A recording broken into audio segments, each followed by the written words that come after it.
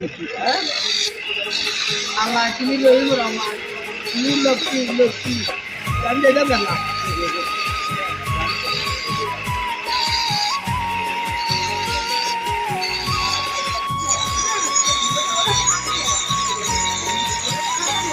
ওইটা পাকা ঘর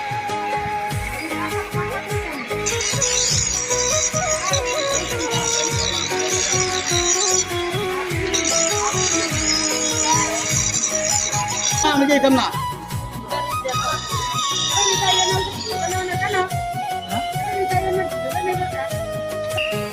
ধন্যবাদ